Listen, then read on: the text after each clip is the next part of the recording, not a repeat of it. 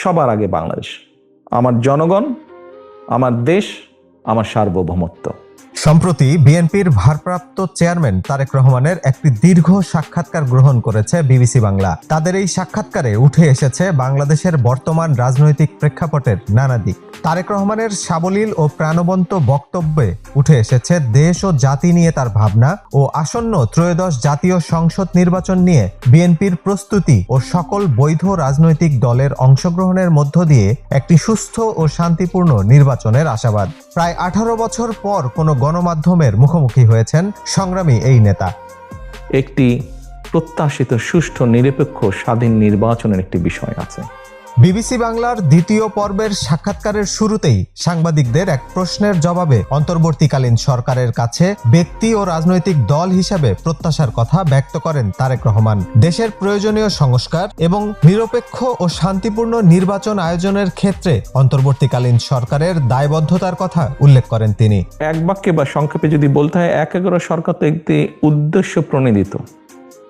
BBC বাংলার সাংবাদিকদের এক প্রশ্নের ভিত্তিতে ১/১১ সরকারের বিষয়ে দীর্ঘদিন পর মুখ খোলেন জুলুমের শিকার তারেক রহমান। সে সময় সেনা সমর্থনে গড়ে ওঠা সরকারকে উদ্দেশ্য প্রণোদিত উল্লেখ করে তারেক রহমান বলেন, নানান ঘাত প্রতিঘাতের মধ্য দিয়ে যে গণতান্ত্রিক ব্যবস্থা বাংলাদেশে গড়ে উঠেছিল তা ধ্বংস করেছে এই ১/১১ সরকার।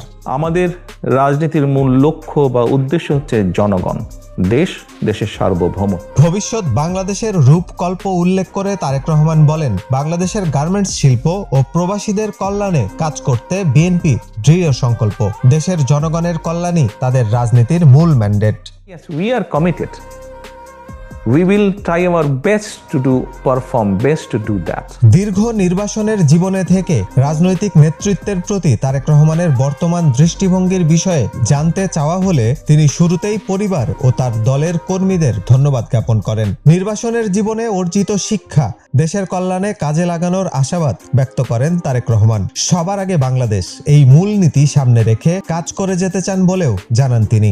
কূটনীতির ক্ষেত্রে বিএনপির নীতি সবার আগে বাংলাদেশ, আমার জনগণ, আমার দেশ, আমার সার্বভৌমত্ব। বিগত সরকারের আমলে ভারতের সাথে বাংলাদেশের সমালোচিত সম্পর্কের পর ভবিষ্যতে ভারত বাংলাদেশ সম্পর্ক বিষয়ে এক প্রশ্নের জবাবে তারেক রহমান বলেন, শুধু ভারত নয় বরং সকল দেশের সাথেই কূটনৈতিক ও বাণিজ্যিক সম্পর্কের ক্ষেত্রে বাংলাদেশের জনগণের স্বার্থই প্রাধান্য পাবে বিএনপির কাছে। এ সময় বাংলাদেশের ন্যায্য পানির হিস্সা ও সীমান্তে ফেলানি হত্যার কথাও উল্লেখ করেন তারেক রহমান। বাংলাদেশে রাষ্ট্র মেরামতের ক্ষেত্রে বিভিন্ন বিষয়ে সংস্কার প্রয়োজন।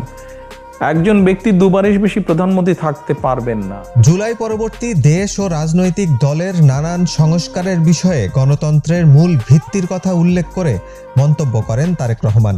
এ সময় বিএনপির ৩১ দফা ও জুলাই সনদের তুলনামূলক বিষয় নিয়েও কথা বলেন তিনি। কুকুর বিড়াল ছিল, ছাগল ছিল, হাঁস মুরগি ছিল, পাখি ছিল, ময়না ছিল, কবুতর ছিল। নিজের প্রাণী অধিকারের সাথে সম্পৃক্ততার কথা বলতে গিয়ে ছোটবেলার স্মৃতিচারণ করেন তারেক রহমান। বাংলাদেশের পরিবেশ ও প্রকৃতির উন্নয়নে কাজের পরিকল্পনার আশাবাদ ব্যক্ত করেন এই দূরদর্শী নেতা। আমি এনজয় করি, বেশ আমি এনজয় করি। সোশ্যাল মিডিয়ার প্রসঙ্গে এক প্রশ্নের জবাবে নিজের সুচিন্তিত মতামত জানান তারেক রহমান। ঠিক আছে, এই কাজটি এইভাবে করলে হয়তো ভুল হয়, এটি আমরা ভবিষ্যতে ইনশাআল্লাহ করব না। সবশেষে দেশের মত প্রকাশের স্বাধীনতা ও সংবাদপত্রের স্বাধীনতার বিষয়ে বিএনপির মনোভাবের ব্যাপারে নিজেদের অতীতের উদারতার কথা উল্লেখ করে তারেক রহমান ভবিষ্যৎ বাংলাদেশে সত্য ও সঠিক তথ্য ও মত প্রকাশের ক্ষেত্রে বাধা প্রদানকারী কালো আইন বন্ধের বিষয়ে দৃঢ় প্রতিজ্ঞার কথা উল্লেখ করেন। সত্যতা কিন্তু ছিল না, অপপ্রচার ছিল, কিন্তু অপপ্রচারটা কি সংবাদ হিসেবে চালিয়ে। সর্বোপরি বিবিসি বাংলার এই গুরুত্বপূর্ণ সাক্ষাৎকারটিতে দেশ ও জাতির স্বার্থ রক্ষা ও সার্বভৌমত্ব অক্ষুণ্ণ রাখার প্রতিশ্রুতি ব্যক্ত করেন তারেক রহমান। নতুন বাংলাদেশ গঠনে তারেক রহমানের সকল পরিকল্পনা ও ম্যান্ডেট কার্যকর ভূমিকা রাখবে বলেই আশা সাধারণ জনগণের। হাসান অয়ন, ইনকিলাব USA, ঢাকা।